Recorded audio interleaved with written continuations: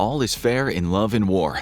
But how true is that really? We'll answer half of that question today, whether all is fair in war. Maybe we'll tell you if all is fair in love in another video. Let's start by looking at a modern conflict. Throughout the Russian-Ukraine war, Russian President Vladimir Putin and Russia's Presidential Commission of Children's Rights, Maria Lvova-Belova, have taken thousands of Ukrainian children from their homeland to be integrated into Russia and their culture. Putin even signed a law allowing for these Ukrainian children to be naturalized more easily as Russian citizens. Even though Russia and Ukraine are at war, countries and organizations have decried Russia's kidnapping and deportation of children as unlawful. Shocking, right? The United Nations went so far as to call it a war crime. The International Criminal Court went a step further by issuing arrest warrants for Putin and Lvova-Belova. So clearly, all is not fair in war. Countries agreed to rules and should be bound to them. Yet dictators like Putin may not follow many of those rules, but in theory, there are proper and improper ways of fighting a war.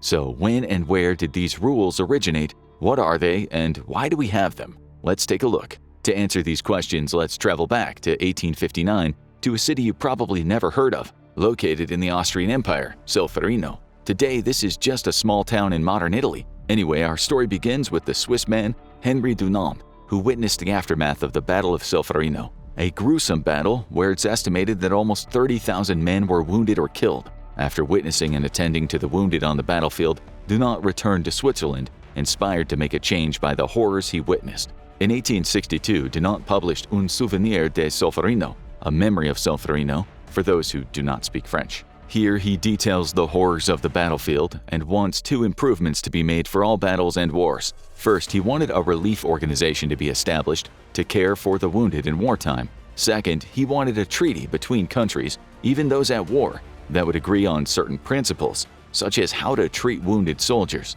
A year later, in 1863, Dunant got his first wish granted by several other Swiss gentlemen from the Geneva Society of Public Warfare. They agreed to form the International Committee for Relief to the Wounded. Nowadays, we call that organization the Red Cross. Just a year later, in 1864, Dunant's second wish was granted. Many European countries, including Spain, France, and Italy, attended a convention in Geneva, Switzerland. Here they signed what we may very well first consider the International Peace Treaty Agreement on Rules for Armed Conflict, the First Geneva Convention. International rules of war were born, and there was now fair and unfair play in wartime. Over the next 85 years, the Geneva Convention became more global as more and more countries joined the treaty. The UK joined just a year later in 1865, and President Chester Arthur ratified the Geneva Convention for the United States in 1882. New provisions were made to the treaty over the years. The first convention dealt primarily with ground soldiers and the wounded. The second Geneva Convention addressed the rights of the armed forces at sea. The third Geneva Convention looked at human rights off the battlefield, determining how prisoners of war should be treated. The fourth provision detailed the rights and protections of civilians in wartime. These provisions were ratified in 1949 in the aftermath of World War II. It wasn't 12 countries this time, but 196 that signed on to what we now call the Geneva Convention. Now, we weren't limited to an agreement between European countries, but we had a truly global agreement about the rules of war. But even all this was not enough to capture all the rules of fair play in war. As the human population grew, so did the technologies and ways of waging war. The modern battles in Ukraine are certainly different from the Battle of Solferino or even from World War II battles. The rules of war are an ever-evolving agreement. Just like new conventions were added to the First Geneva Convention, new rules are added as new situations arise in modern warfare. Nowadays, the Geneva Conventions and other international laws make up the official rules of war, which we formally call international humanitarian law. Okay, so now we're caught up to the present day. We've got the international humanitarian law. But what does it say that we can and can't do in a war? Well, we can't explain all of international humanitarian law in this video. The subject is simply too vast to cover. If we tried, the video wouldn't end until we achieved world peace and international humanitarian law was no longer necessary. But let's look at a few key aspects of international humanitarian law and historical examples of when these rules were broken. First, a good portion of the international humanitarian law comes from the Geneva Convention, so it includes all the protections provided for the parties of these groups, such as active and wounded soldiers, prisoners of war, and civilians. There are other rules ranging from the protection of cultural monuments, chemical warfare, and all the way up to the forbidden use of nuclear weapons, but we don't want to just look at a piece of paper and think about these things when there are many real-life historical examples to consider. Let's start with Operation Popeye. So let's go ahead and travel back in time again, this time to the Vietnam War in the 1960s. The United States and Vietnam were in a war that had been raging for over a decade, and it didn't seem to have any end in sight. Everyone was tired of the war and the traditional tactics and strategies. But then the United States came up with an idea. What if they tried something unconventional, like using weather modification as a weapon? And so Operation Popeye was born. In this highly secretive operation, the U.S. sent planes above Vietnam to spread chemicals in clouds that would extend the monsoon season in certain parts of Vietnam. This is called cloud seeding, to make conditions worse for the Vietnamese home base. A longer monsoon season would cause difficulties such as mud landslides and worse soil conditions. The project was spearheaded by America's own Machiavellian Secretary of State, Henry Kissinger. The squadron that carried out the operation used the slogan, "Make mud, not war," to reinforce their objectives. The United States continued the charade for 5 years up to 1972. The operation was leaked and became public knowledge. It was certainly an unconventional warfare tactic, but was it against the rules of war outlined by the international treaties? Or more simply, was Operation Popeye unfair? Technically speaking, the project was not unfair. Using weather modification as a weapon was not explicitly forbidden by the Geneva Convention or other international agreements. At least it wasn't until a few years later. In 1978, a new provision of international law came into effect, the Environmental Modification Convention. With this agreement, weather manipulation as a weapon, like in Operation Popeye, was explicitly forbidden. There was a large public outcry when people in the US and other countries learned about Operation Popeye. Many people think that even though it wasn't explicitly forbidden, it was still wrong to use such unusual tactics. Mr. Kissinger might have been sneaky and malicious by carrying out such a covert and clandestine operation. So was it immoral and unfair, or is Mr. Kissinger not guilty on the grounds of ex post facto, or charging someone with a crime before the action was illegal? Well, that's a philosophical question that's still up for debate. Regardless, it is clear that Operation Popeye is a good example of how the rules of war need to be updated due to changing technologies. Now, you might be wondering, how about a clear violation of the rules of war that's already been established? Have there been any of those in recent history? Unfortunately, there are all too many. We even previously covered experiments on American prisoners of war in Vietnam in one of our previous videos. You can check out that video in the link in the description. But before you do that, let's see how the United States violated the international humanitarian law by burning down a library during the Iraq War. The U.S. invaded Iraq because they incorrectly thought that Iraq and its leader, Saddam Hussein, were harboring weapons of mass destruction and had ties to the terrorist organization Al-Qaeda. At the beginning of the war in April 2003, the U.S. troops invaded the capital of Iraq, Baghdad. This battle became known as, you guessed it, the Battle of Baghdad. The U.S. Army overpowered Iraqi troops and was victorious in the battle, but at large costs to the Iraqi people and its culture. One of these costs was the Iraq National Library and surrounding buildings, which were plundered and burned in the invasion.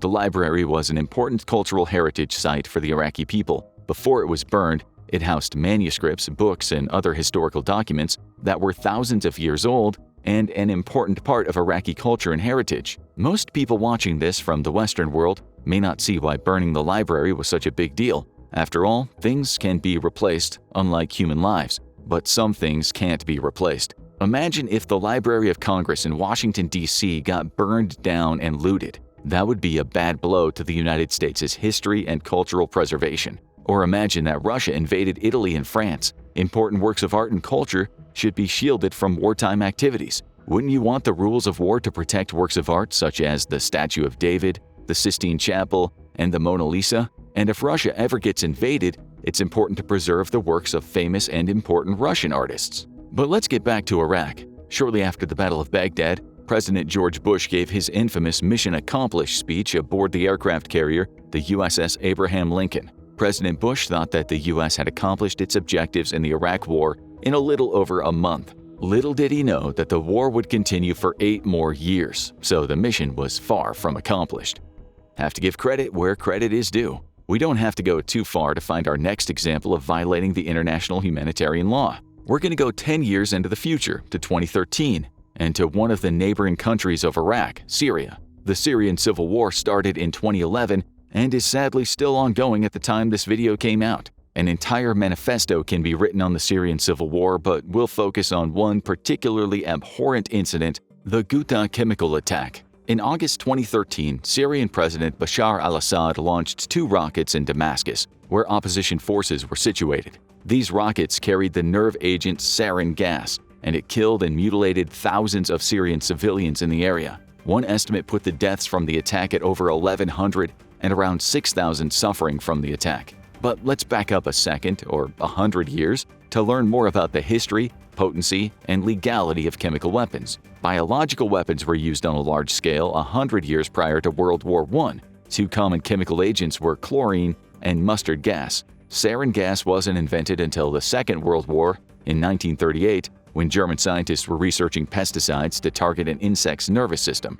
Unfortunately, these scientists found a gas that harms the human nervous system. So how do chemical agents like sarin gas work? How can it be so harmful? We need to move from history to chemistry and biology to answer that one. In short, sarin gas targets your neurotransmitters, or chemicals that allow nerve impulses to move through your body. There are 2 primary neurotransmitters in your body that help your muscles flex and relax. When you want to flex, acetylcholine, or ACH, is a compound that tells your muscles to do just that. When you flex your bicep, your face, or even breathe, ACH contracts your muscles. When you want to relax, the ACH needs to be removed. The compound acetylcholinesterase, or ACHE, does the work there. It removes the ACH and lets you relax your bulging biceps. Sarin gas bonds with ACHE and makes it non-functional, so now your muscles can flex but it can't relax anymore, causing cramps and a burning sensation. If enough sarin gas gets into your body, it'll cause your diaphragm to cramp, which stops your lungs and eventually causes asphyxiation.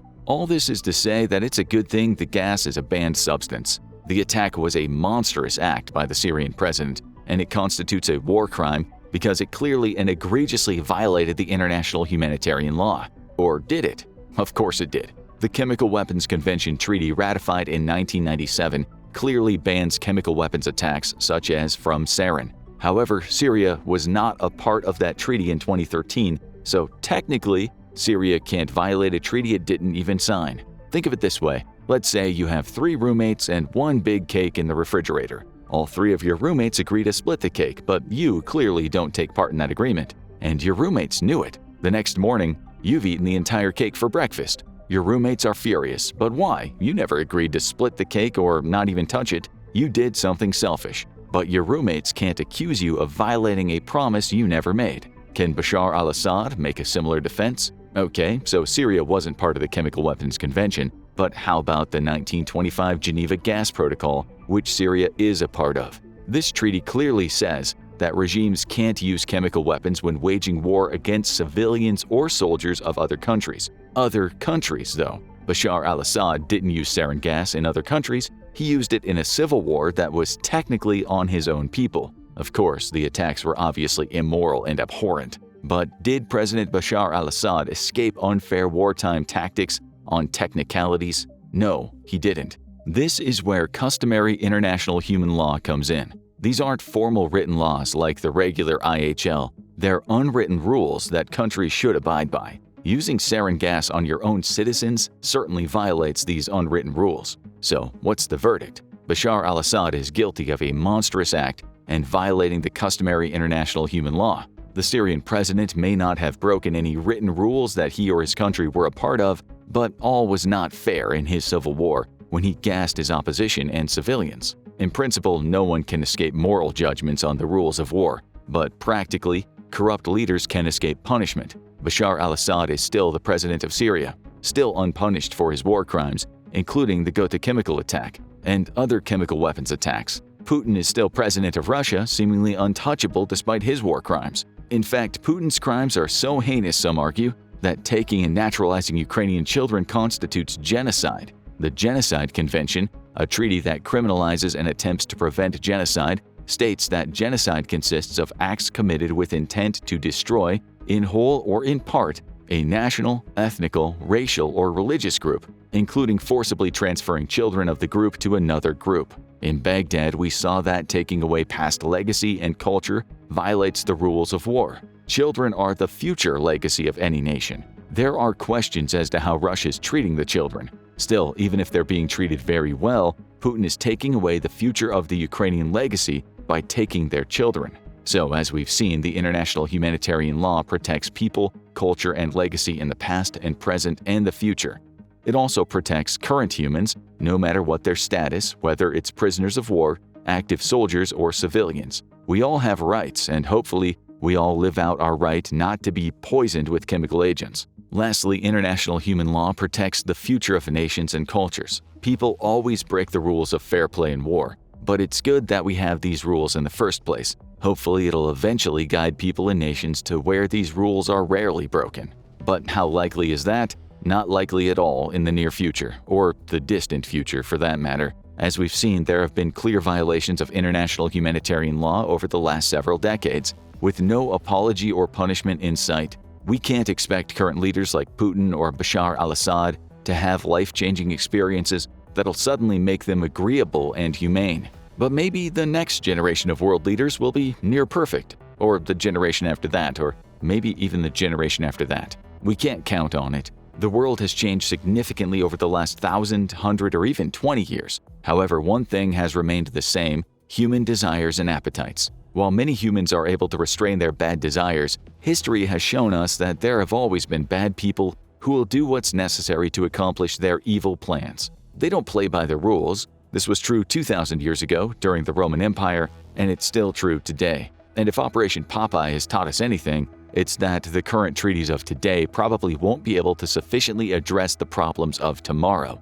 For instance, new technologies and weapons are emerging that can be used in wartime, such as artificial intelligence and autonomous weapon systems. These weren't worries when the Geneva Convention was ratified 75 years ago, but they're examples of new challenges in our ever-changing world. New questions will arise from these technologies, such as what kinds of ethical subroutines should be put into weapon systems. These ethics should follow the international humanitarian law. But what if the systems malfunction? What if some evil leader tells everyone their automatic weapon systems are, quote, ethical, but secretly makes them evil? And what about artificial intelligence, or AI? It's in a fairly early stage now, but what if AI one day becomes intelligent enough to arm a rebellion against the international humanitarian law? After all, those rules are for humans. AI might one day decide that humans are inferior and make an international AI law. There's certainly no shortage of science fiction stories imagining a scenario where AI takes over. We're looking at you, Terminator franchise series.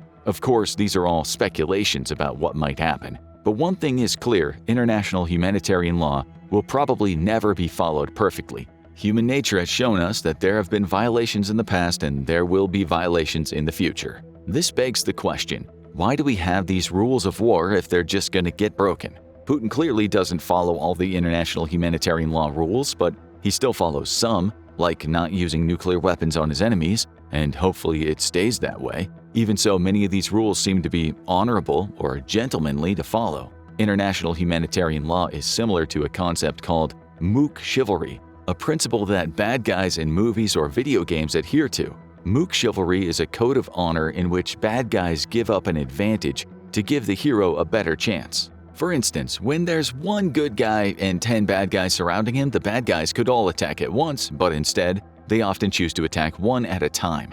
How many times in superhero movies like The Avengers have you seen 10 bad guys surround and attack Captain America or Black Widow simultaneously? Not many. The bad guys must have a sense of honor to take turns getting beat up one at a time by superheroes. Clearly, in movies, mook chivalry is a convenient way for good guys not to get overpowered. But is international humanitarian law much different? Large countries like the US could use all of their resources to conquer smaller countries like the Vatican. But we show restraint, and not just because the Pope is there. For some rules, it's obvious why almost every country has agreed to it. For instance, if only one or two countries decided they wanted to ignore the rule on using nuclear weapons in wartime, then a large part of the world would be destroyed. In other words, we can destroy each other and the world, so everyone agrees that peace is better. Seems like a good rule to me. Aside from nuclear weapons, most of the other rules we agree on are based on the Golden Rule. Treat others the way you want to be treated. Nations want their prisoners of war and civilians to be treated with respect and dignity,